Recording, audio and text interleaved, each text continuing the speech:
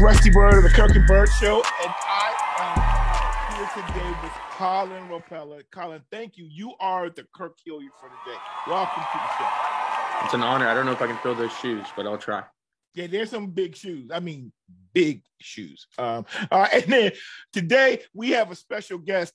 This hasn't been on the show before, but I've appeared on his show. Kirk and I've been on his show. We've got Jaden Gay of Jay's Fifth Down. Welcome to the show, Jay. Thank you. Thanks for having me. This is an honor. Like you said, this is big. So thank you for considering me to come on. Rusty. Oh yeah. So Jay is right in the title of his show, Jay's Fifth Down. Jay is all football knowledge. Like, first of all, bruh is down in Georgia, okay, home of like a football heaven for that whole state. There's a lot of talent, winning national championships. You're in the Atlanta area, right, Jaden? Yeah. And you attend Georgia State University? I do. I attend Georgia State University, right from ATL. So, yeah. Yeah. And so Jaden knows the NFL, and we're going to cover two big topics today. So we're blessed to have Jaden, the NFL expert, but we also have Colin, who's been on the show before. It's great in terms of his knowledge of all sports, but he lives here in the DC metro area. And so he's going to help us also navigate this Washington Commanders selling of the Washington Commanders. And then we're also going to talk about the Baltimore Ravens and the signing of Odell Beckham Jr. and Lamar Jackson holdout for now. So let's go ahead on and get ready to get into it. But I first just want you guys to remember, hey, you can find us on YouTube. It's the Kirk and Bird Show. We're also on Twitter. This show, you can hear this. So on YouTube, you get to see this face, which is, awesome. But you can also listen to the show on Spotify. I believe Apple should be working. I know Amazon Music and a bunch of platforms. You can also follow us on Facebook and Twitter, and we've got some stuff on the gram. So that's a way you can follow this show. But you can also help us by subscribing to the show on YouTube. We're almost at 1,000 subscribers. We've been at this about a year and a half. We need about 113 more. So why don't you guys show your support for Jaden and Colin by letting us see that we get a lot of subscribers and viewers for this episode. So that's the Kirk and Bird Show. But tell us a little bit about where they can find you, Jaden. Yeah, so you can find me, like Rusty said, on YouTube. On Jay's Fit Down, just search us up. We're also on Spotify, Apple Podcasts, wherever you can find your favorite podcast. That's where we are. So make sure you check us out and subscribe to the channel. Also, guys, I am an author now. I got my first book out, so please make sure check it out. It's called A Good Man in the Evil World. I got a copy right here. So you can find it for purchase on Amazon for Kindle, ebook, or a paperback version. So make sure you check that out. That's great. Jaden is a young author. I purchased the book on Amazon, and I was able to listen to it through Audible. It's a really good message. I highly endorse it.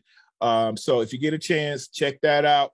And the good thing about Audible books, you can be driving, and listen, because I got so many things going on. That's where I listen to my podcast and a lot of things. All right. So, Colin, tell us a little bit about Prince William Sports Entertainment and where they can find it. Yeah, so Prince William Sports and Entertainment, ran by Joel Andrews for a few years now, and we just broadcast local sports, high school sports, fall, really strictly football, and then the winter, really boys and girls basketball. And they'll do some other events like weddings and stuff like that. But we're streaming on Facebook, Prince William Sports Entertainment. That's sports with a Z. And we also do some baseball. We had the chance, me and my partner, Combo, had the chance to follow Patriot High School going all the way to the state championship. So, yeah, you can find us there. And I want a quick shout out to my boss, Joel Andrews, and his daughter, Allie Andrews. She's going, I don't quite remember what school, but she tried out for the cheer squad, and she made the cheer team, so she'll be cheerleading collegiately. So wow. Wow. That is great. Yeah, thanks, Joe. Joel is my man. I had the pleasure of calling the football state championship Class 6 game with Justin Richards, where Freedom from our county won a state championship, and Colin, you did the state championship game at VCU, where Patriot, represented our county very well. All right, so let's get into it, guys. First, what are your thoughts on before the sale of? What were your thoughts before? A week ago, let's go back a year, 2, 3, 4, 5 years. What have been your thoughts on the Washington Redskins / Commanders for most of your life? Because you guys are young. I remember, I go back to the Joe Gibbs days and Riggins, Joe Theismann, Gary Clark, Art Monk, Darrell Green, all those guys. Like I was a big fan during those Super Bowl years. And then I've seen since Snyder, back then, Jack Kent Cooke was the owner. I remember when this young guy named Dan Snyder, he's only a few years older than me. I want to say he was 34, 35 when he purchased the team. And now I don't even think he's 60 yet. So he's only a few years older than me, but he came in and you think, oh my goodness, he's willing to spend money. He's getting all these free agents. And it's been a disaster. It has been an absolute disaster. And I actually, although I'm a Bears fan, I've followed the Skins for years because I grew up in Hampton, Virginia. This is the closest professional football team. And like I said, I was a fan of the team, but now I have I know not only not,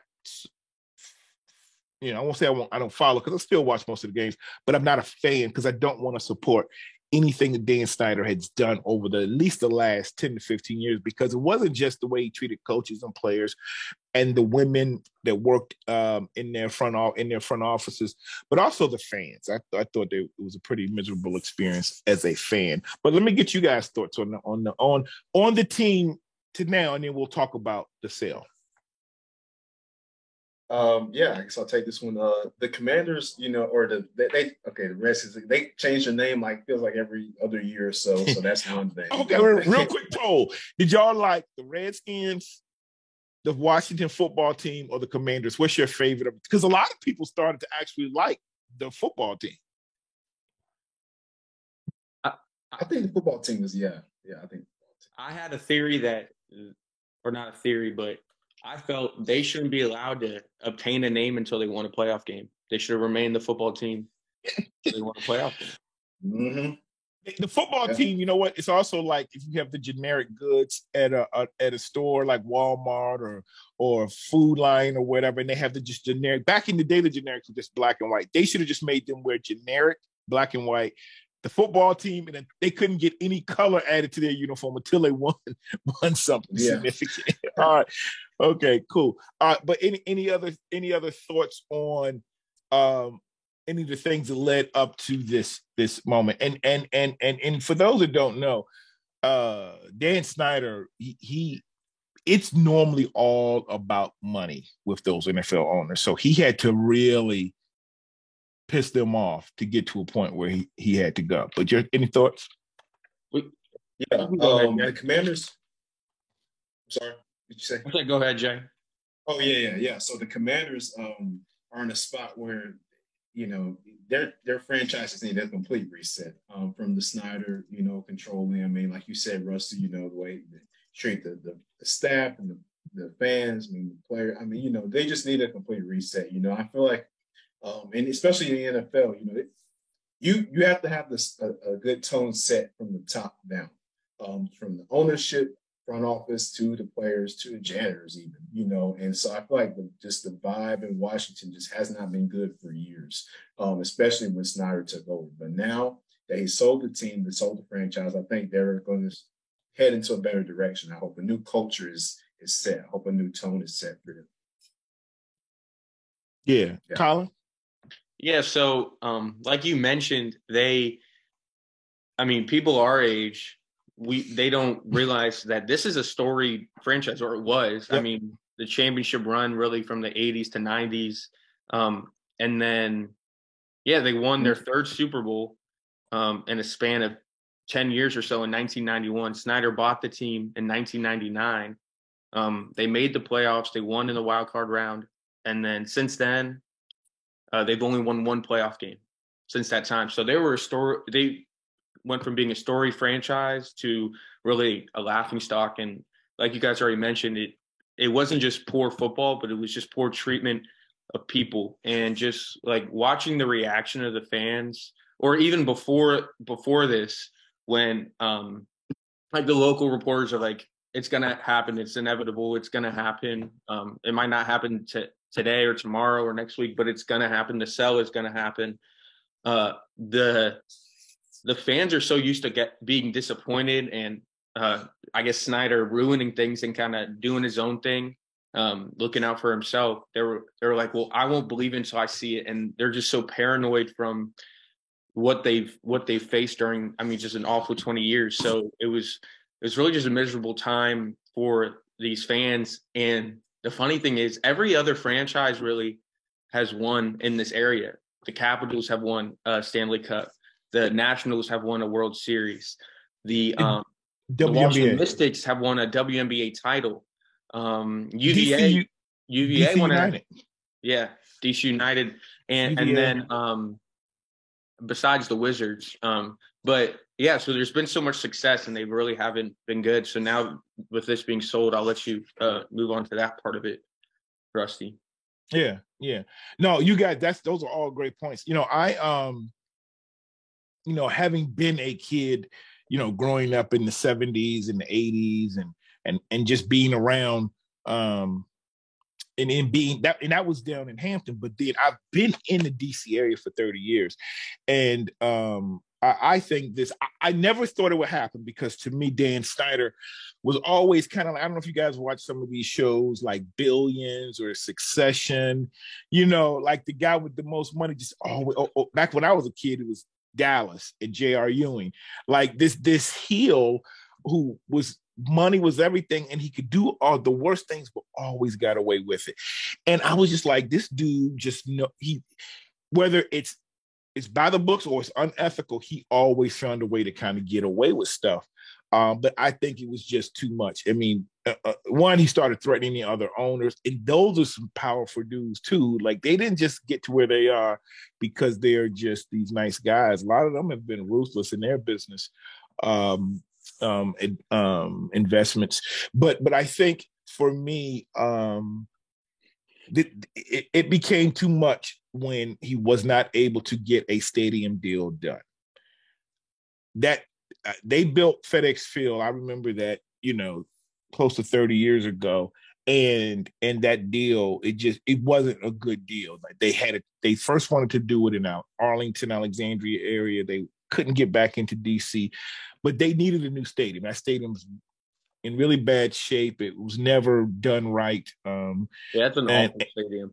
Awful, just awful. And it was done, in a rush. Jack Kent Cooke tried to get it done before he died.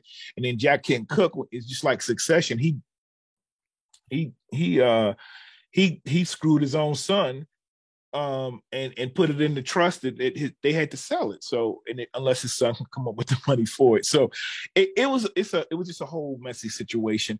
I recently knew he was going to have to do something, because he tried. I noticed Dan Snyder moved out here, like not far from me down the street. He was living in Maryland. He had a big mansion in Maryland, but he moved to Lorton about 2 years ago.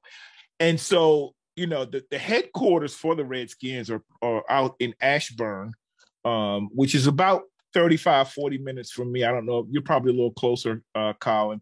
About 20, 25. Yeah, yep. And so not far from us at all. In fact, my church is out that way. And my church, actually, the church I've been a member of, the pastor of my church is the team chaplain for the Redskins, the Commanders. But my point is, once he moved to Virginia in Lorton, and then he was trying to build a stadium right here in Woodbridge. I was like, yo, that's where he's going to do it, because that's close to where he now lives. But when the Virginia legislature shot down everything, and a lot of it had to do with the sexual assault charges or accusations coming out of Redskins, that's when I knew might be legit, because if he couldn't get the stadium, then the NFL couldn't get that revenue. And if they couldn't get the revenue, they don't need him anymore, because they already they're not selling tickets and stuff. So that's when I knew it was real. So for those who don't know, The team was sold, I guess, a little over a week ago now. It was purchased by Harris. Oh my gosh, what is his first name? Is it Josh Harris? Josh Harris, yeah. Josh Harris. The 76ers, yep. He owns the 76ers and the New Jersey Devils. And he's from this area. But he's a billionaire. But he grew up in like Dan Snyder in the Metro DC area in Montgomery County. And I'm sure that they vetted him very well to know that he's got experience as an owner. But I really thought it was going to be Jeff Bezos.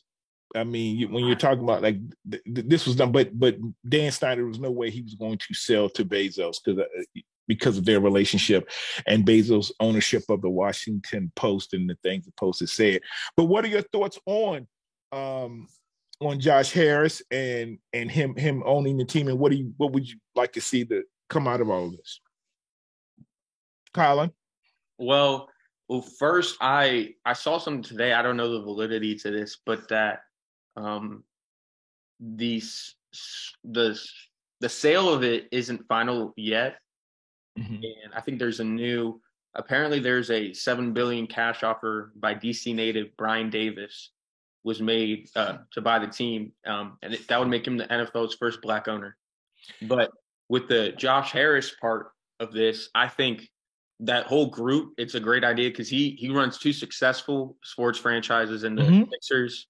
I mean, they were really bad for a little bit, but they've been successful for a few years now. New Jersey Devils are one of the best teams in the NHL this year. But they also have a good face that I don't want to say everybody loves, but a lot of people love in Magic Johnson there, too, in that group. So I think really it's great for the team to kind of move on, but also have a successful owner come in. And with that, I'll hand it off to Jay with his thoughts on it. Yeah, thanks, Colin. Yeah, and like you said, man, just moving on from that just atrociousness of Dan Snyder and Josh Harris's group, I think I think this is a good move for them to buy the Commanders. Maybe to see how the Washington fan base reacts to this, how this goes on moving forward, when is final, if it is. So, but yeah, I mean, it's going to be interesting. Like you said, this guy's successful. His teams have been successful that he owns, so we'll see how that goes. But I like the purchase. I think it's interesting.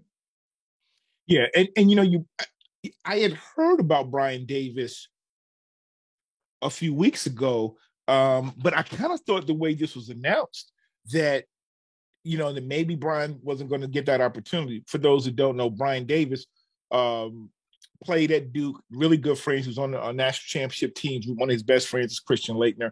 He does have, he's made a lot of money in real estate development. He has invested and works with the DC United in Major League Soccer. So he has some experience on a professional sports level, not to the degree of Josh Harris. But Brian Davis does know sports. He does know leadership, and with him knowing real estate, I think that could be a great thing too, in terms of being able to get that stadium done and done right. He went to Bladensburg. In fact, Tony Kennedy, I don't know if you guys have ever seen the TD Report. I've been on their show and they've been on ours. But Tony Kennedy went to the same high school, I believe, with him, the Bladensburg High School. And he talks a lot about that on his show. So I don't know if Brian Davis were to get an opportunity to buy it because he's able to come up with an extra $1 billion. That I think that would be fine too. But I'm very pleased with the fact. I'll be honest, I thought that money would win out. From what I heard, I was a little surprised when it was $6 billion. I know Denver sold for $4.65 billion, and that was the record, prior to this sale, this potential sale.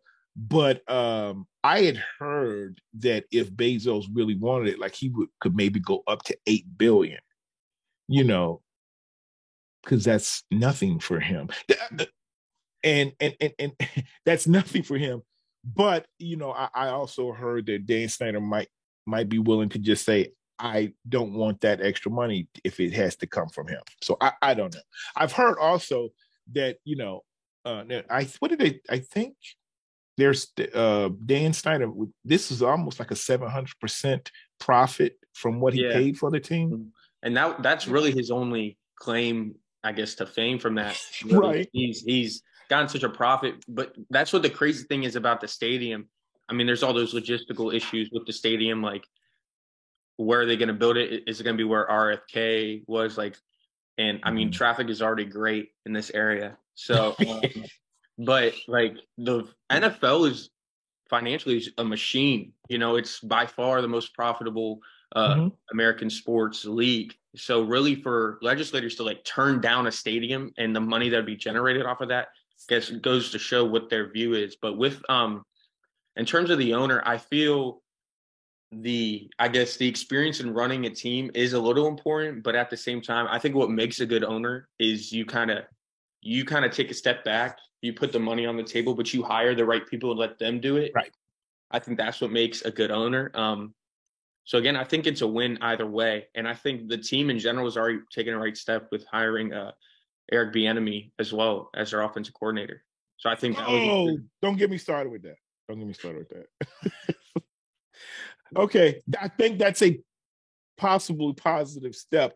But for me, a big Eric Bieniemy fan, I just wish he would have held out for a head coaching job. Maybe it was never going to come. But at this moment, Dan Snyder still owns that team. And Dan has not been helped coaches' careers. Let me just say that. But it's hard to tell. I know Bieniemy is coming here to show that he can coach to get a head coaching opportunity, but there's a big difference between Patrick Mahomes and whoever, because we don't really know who's Sam Howell's the truth. What you talking about? Sam Howell.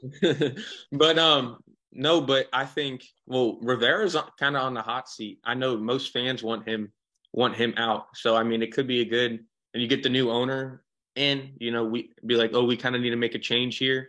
The problem with Rivera is, first, he's a great guy, just in terms the players love to play for him, and I mean, he beat cancer. He's an awesome dude, but he's GM and player personnel, and he's the coach, and that's just too much. I mean, that hasn't worked since Vince Lombardi did it in the 60s. So that's not really a winning formula. Well, no, Belichick did it. Oh yeah, Belichick too. Yeah, but recently that hasn't worked. Yeah, you're right. No, a lot of people it didn't work for a lot of people. Yeah. So let's move on a little bit. And do you have any other thoughts on this sale? And I appreciate you bringing that Brian Davis aspect to this. Anything else? And then we'll move on to Lamar Jackson and and Odell Beckham. No, I'm good. I mean, yeah, like I said, great move. Finally a long time coming for Washington, so they can rejoice. So we'll see how this goes for the franchise. Yeah. One thing quickly I'll add, when I was listening, it's called 106.7 The Fan earlier this week, when this was happening, somebody called into the show. They were on their way. Their wife was in labor and they were on their way. Their child was about to be born, but they stopped and called the show to say how happy they were. So that's just an example of how happy. Yeah, man. This is making the fans. Absolutely. People have, just losing their mind. They're so happy about this. All right. I also want to bring up one point when we put this $6 billion in perspective. So we know how rich Jeff Bezos and Elon Musk are. Think about this. Elon Musk paid $44 billion for Twitter. And this professional franchise he could have purchased for $6, $7, $8 billion. And with that $8 billion was going to come a stadium, this real recognition. My point is, he paid $44 billion for Twitter, and now he's trying to figure out a way to get a revenue stream. And I don't think what he put into it in 20 years, he could get back 700%. On Twitter. He could have bought 7 football teams. 7 football teams. Yeah. Exactly. So anyway, I thought that was interesting. So let's move on. Jay, you want to tell us, because you've covered this topic a bit, can you tell us a little bit about where Lamar kind of stands and what are some of the key points that maybe from his side? But I know a lot of people in the public have their opinions. But tell us a little bit about Lamar Jackson's situation. Yeah, it's a very interesting situation, to say the least. Lamar Jackson, so from what I understand right now, the Baltimore Ravens and Lamar Jackson, they're still, obviously, a deal has not been worked out. Lamar still has his set price, right, of what he wants. But the Ravens going to get Odell Beckham Jr., which we'll get into in a second, that I'm assuming is helping their case, trying to retain him. But as far as right now, I don't know the actual progress of any contract talks or anything like that. So right now, as far as I know, they're still at a standstill. Lamar, he's either going to play, he's either going to play under the new deal, or they're going to trade him, or he's not going to play at all, maybe under the tag. I'm not sure. I just don't see him playing under that franchise tag. I don't see it. So we'll see what happens with Lamar. Yeah. Colin, you have any thoughts? Well, yeah, it's a little, I guess, tricky situation because he's on that. First, I believe there's no 0.5% chance he plays on that tag. No way. And so I think he either gets traded or, again, someone, however that tag works, like pays off that tag, and then like they sign him and they give up the first round picks or whatever, or someone acquires him. I think there's another element to this, though, and it's the Deshaun Watson guarantee contract he received. Because teams don't want to do that. Obviously, Lamar Jackson, just in terms of, I guess, his history off the playing field, is definitely not the same as Deshaun Watson's. But all the other owners, I'm sure, were upset that they gave him this guaranteed contract. So they're like, I feel they kind of have a pact. We're not going to do that again.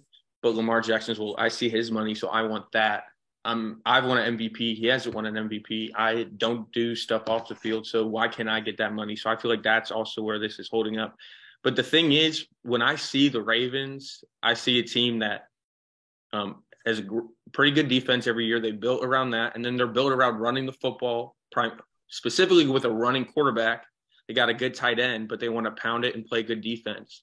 So for me, I don't see them being successful without Lamar Jackson, because they built their team for Lamar Jackson, or for like a young Cam Newton, or for and they have Taylor Huntley there as well, but he's not Lamar Jackson. So it's kind of confusing to me why they're so hesitant on bringing him back when he is when they've really built their whole team around him. I am interested in the Odell Beckham Jr. part of this, though. So yeah, and we'll talk about Odell in a second, because that does make things a little interesting, because we heard that Odell actually had dinner with Lamar before signing, so they have a relationship and talk. I think for me, my brother Melendez, he played Virginia Tech, played professional football, and he's a college professor. Got a PhD, but he don't know sports better than me. He thinks he does, but we debate this topic about Lamar Jackson, offline. And he says that Lamar deserves, and he should get this contract, but he thinks he didn't handle it the right way. And my thought is this: Lamar, the problem I see is Lamar wants to simply beat, I think, Deshaun Watson's deal of $230 million. And I don't think it's collusion. I just think the NFL, they don't want to set that precedent. Just because a dumb organization like the Cleveland Browns does it, doesn't mean you have to follow. And I think what I think is hurting Lamar is the fact is he hasn't finished the last two seasons because of his style of play. He does get injured. And you're asking to invest $230 or $231 million over, 5 or 6 years. And if he gets hurt, you still owe him the money. Okay. Now, what they also, I heard, was they offered him the 230 with over 6 years, but 133 guaranteed. the first 3 years, 133 guaranteed. And he rejected that. So then they said, okay, well, how about this? We'll give you a fully guaranteed, we won't give you the full 230, but we'll just give you 3 years for 133 million. And he turned that down. I think that was a mistake. If your point is getting a guaranteed contract and getting, value for what you think you're worth, I think he should have taken the 133. And let me tell you why. For 133, if you get hurt over these next 3 years, you're still going to get paid. Okay. The other thing is, in 3 years, the market resets and you're still young. You're not even 30 years old yet.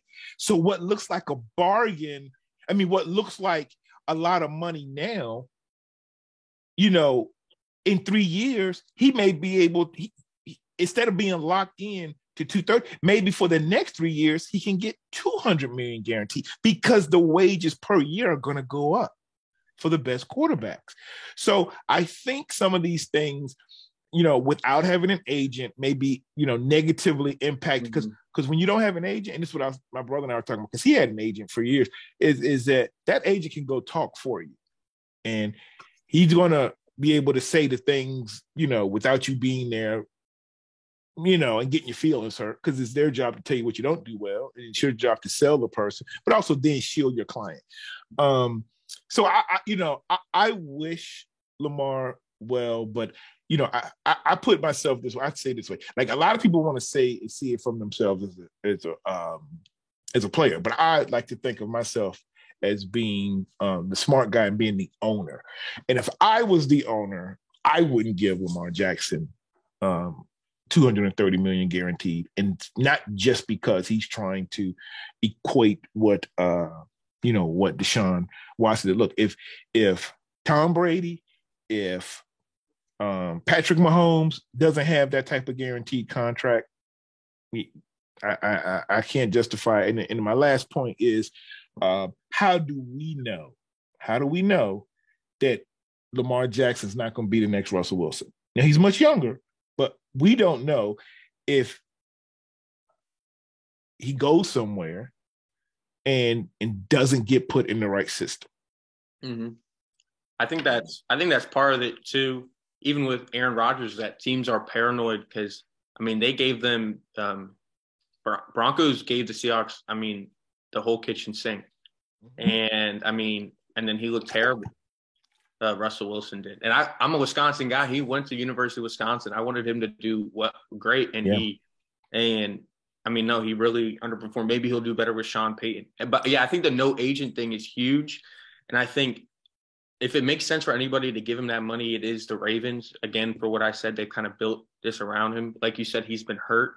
And I think an important thing for him is to, as we see these players develop, and it's something Cam Newton didn't really do, because they have a similar play style. Cam Newton's more a physical, like, I'm gonna run you over type guy, but he didn't really develop into a pocket passer or a guy who could pass it a little bit more, which I think is something that's very important for Lamar Jackson. But if it makes sense for any team to do it, I think it's the Ravens, just how they built this team. One thing I am a little bit interested in, and this is kind of just my own theory, but we got the new ownership in Washington, and they can't really make moves right now for Lamar Jackson because of, their situation's in flux right now. But if you get whoever the owner is, will they then go after I want to make a huge splash with this and really get this fan base on my side and get this really good player. I'm going to make a move and get Lamar Jackson. I already have weapons. I have 2 pretty good running backs. I got Jahan Dotson. I got Terry McLaurin. I got Curtis Samuel. I got a decent defense, really good D-line. So I'm going to go get Lamar Jackson and get these fans excited. I wonder if maybe that will happen. So these two kind of things we're discussing I think might be connected. Yeah, I agree. I definitely agree. I think, and Lamar Jackson, again, like Rushy said, and Colin as well, like the injuries, like that has been a lot of turnoffs for teams. And rightfully so. You need a guy that's going to be out there on the field. Lamar, as great as he is, and he won MVP deservedly so, he's missed time due to injury. And that is a concern. And I'll mention this last little tidbit here. The Falcons were a team that the media has constantly pushed to go pursue Lamar Jackson. I don't agree with it. For one, if I'm the Falcons, why am I investing so much money into this quarterback? He'll sell tickets and he'll, like you said, it'll bring, excitement to the fan base, but you have areas that you need to address, your defense, which they've been doing a good job of so far. Mm-hmm. And other areas of need. Why am I going to throw all as you said, the kitchen sink at Lamar Jackson? I don't think that's the right move. I'm glad the Falcons aren't doing that, at least for right now. So I just wanted to put that out there. Yeah. And I think, what we're kind of underestimating is Coach Harbaugh, yeah, he runs things, but he may not be able to replace Lamar Jackson, but it doesn't mean he can't change his system to whatever quarterback he gets. Mm-hmm. He won a Super Bowl with a statue, a guy that just stood there and delivered the ball in Joe Flacco. So, who's to say, just like Seattle made some adjustments, and the great teams do that. And I think the Ravens, they've been a very well run organization. And they don't have Ozzie Newsome still at the top of it, who made just tremendous drafts, pickups in free agency, but it's still a well run organization. And this is the thing. They know more about Lamar Jackson than any of us. They have seen him practice. They've seen what he can and can't do much more than anybody that's ever seen him on film, meaning other organizations or anybody. So they may not be as worried about all this, and I say this too all the time. The grass is not always greener, on the other side. It's not. And let's go ahead and wrap this up. So what are your thoughts on Odell signing there? Did that maybe give you a light to say maybe he will sign there? And if not, you don't think it matters, or just what do you think about Odell, period, like at this point in his career? Odell is great, man. He's still a solid. I think it's a great pickup for the Ravens. Because they have lacked a receiver for quite some time. They thought Marquise Brown was going to be that guy. He never really panned out to it. So they traded him away. You got some young, good players like Rashad Bateman and what's his name, man? I forget his name. I know Rashad Bateman for sure. And they got some good young receivers, but most of the offense runs through the tight end, but you still need a receiver. Lamar hasn't had a receiver. So Odell is a guy that was probably going to win Super Bowl MVP if he didn't get hurt. Let's be honest. He was having a great game in the Super Bowl. That's the last time we saw him fully healthy. He's missed a year. So I don't know how he's going to look, but I think it's a good pickup for the Ravens if he's still at least somewhat close to the Odell we saw with the Rams. Yeah, when he's on the field, he's I don't want to say he's elite, like in that category, but he's special. He's really, really good. Who knows with the injuries, but even back to when he was on the Giants, he took the league by storm. But I saw rumors that Lamar, and again, this is just a rumor, but Lamar Jackson was like, get me DeAndre Hopkins, get me Odell Beckham Jr., then we'll talk. So maybe that'll put his price down. It always puzzled me how they were the Ravens were a little reluctant to go and get a receiver outside of the draft. But yeah, I do think they have some good weapons there in Bateman. He had some injury problems, and then Andrews is one of the best tight ends in the league. And again, with them just running the football. So I think that is a play to get him back. And really, again, I think best case scenario for both of these guys, or for both ends, for the Ravens and for Lamar Jackson, is for them to stay together. And back to your point earlier, Rusty, you mentioned how this is a really well-run organization. Look, we have those organizations that it's kind of consensus. They're a well-run organization. So if they're kind of like reluctant to give this money, it's not out of nowhere, or it's not like like the Browns giving all that money to Deshaun Watson. Like, we normally wouldn't see that well-run kind of S-tier organization kind of do that. So you got to kind of give a go-ahead to the Ravens here and kind of trust that. They know what they're doing because they've had so many winning seasons in a row here. Yep. Yeah, I agree. You know, he Odell. So I will say I'm a little biased. I've never really been a big Odell fan. I think he's very talented. But I thought for so many years, he's just that cocky athlete. He reminded me of like a Ja Morant. Okay. And maybe I'm just an old guy. Okay. But and I have no problem if you talk smack and you can back it up. I get that. That has been me for years, especially on the football field. But I but to a point where if it's a detriment to your team or you're not able to always back it up.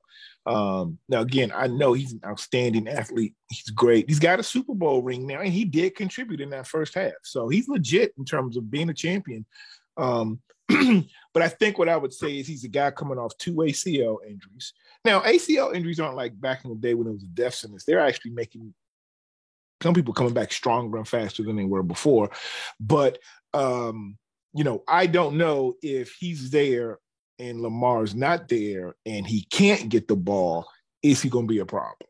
Is he going to be a problem with whoever the quarterback, if it's Huntley or whoever is, and he's not getting his touches or they're not getting, it is a running game there and he's not getting, set 100 receptions or even 70 catches and 1,000 yards. So let's see how he does if he doesn't have Lamar Jackson. The good thing is he's on a 1-year tenure, 1-year contract. He signed for 15, but he could get bonuses up to 18.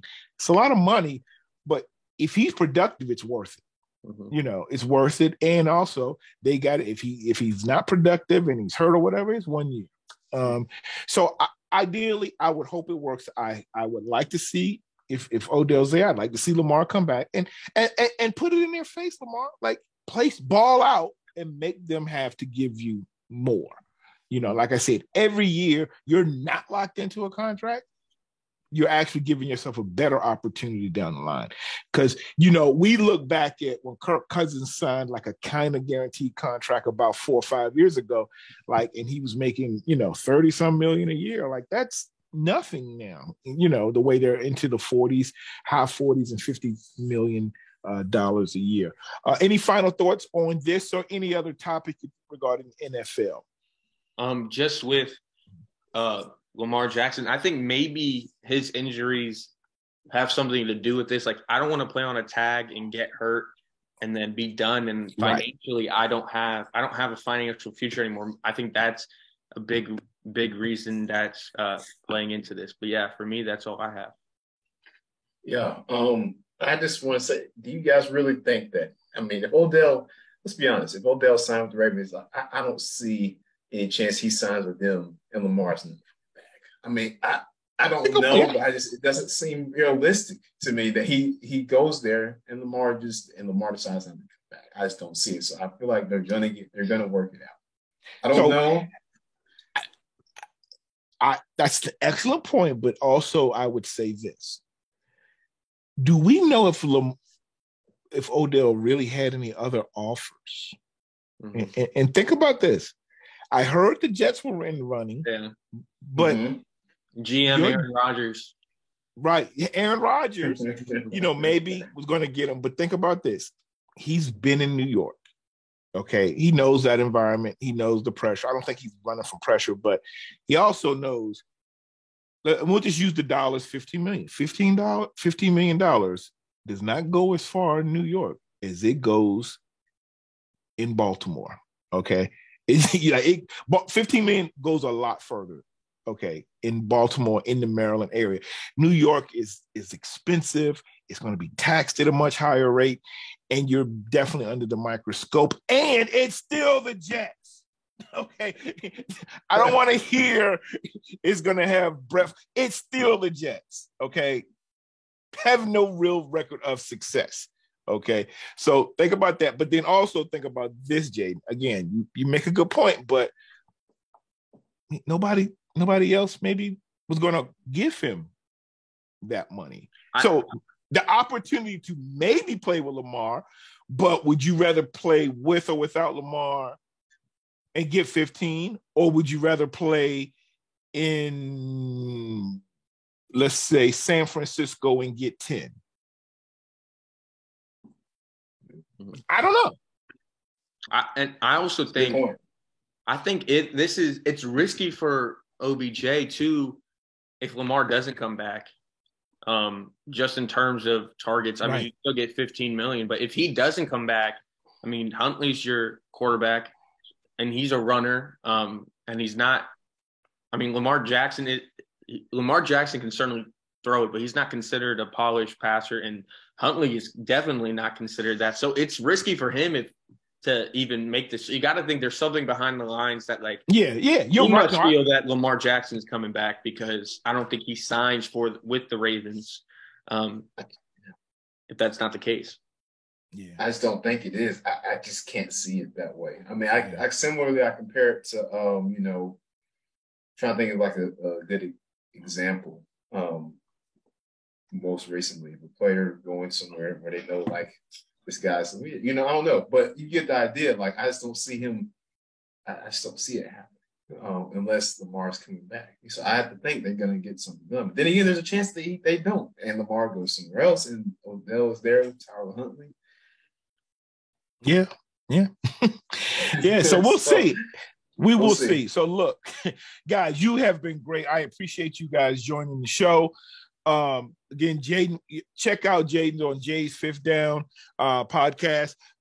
Colin does a great job with Prince William County Sports Entertainment. So again, I really appreciate you guys. You guys have Twitter handles or anything you want to put out there, or Instagram, where folks can follow you? You can find me on Twitter at Colin D. Ropella. Yeah, and you can also follow me, Jay's Fifth Down Pod on Instagram, and same thing on Twitter as well. So also on TikTok too. So we're on the main socials.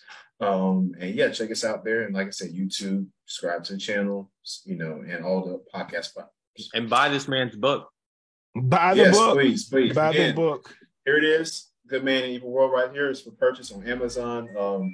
Again, you can get the ebook or the paperback version. Either one you want, it's available. So please go check it out. It's a great read. Yes, it is. Yeah.